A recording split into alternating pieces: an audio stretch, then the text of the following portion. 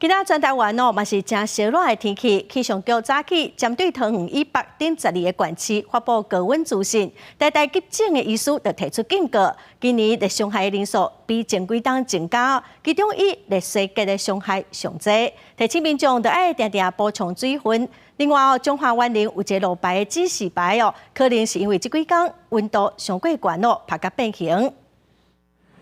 中华园林这个路标指示牌，技术和日头拍甲扬起，搭伫铁棚顶面的塑胶膜，因为连日高温，规个拢变形落去，互当地居民真惊奇。原本这一块它是由原本的铁板跟上面的一个那个广告纸贴附哈，那因为可能广告纸年久有稍微的变形跟老化哈，那我们会针对这个部分再去做处理跟清查。那这款的高温烧热天气，也互热伤害的人数一直升悬。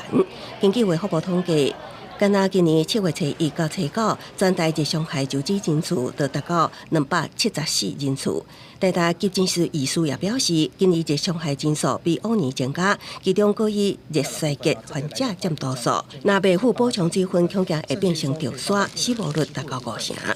热衰竭的话，就是第一个它会大量的出汗。然后呢，会有一点晕眩，然后再来呢，它脉搏会非常的快，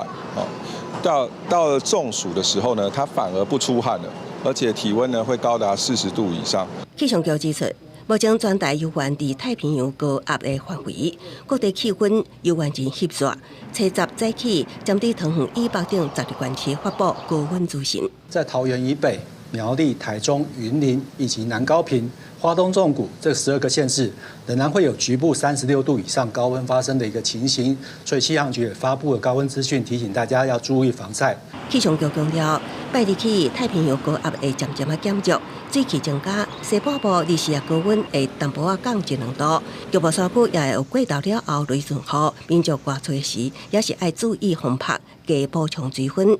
记者综合报道。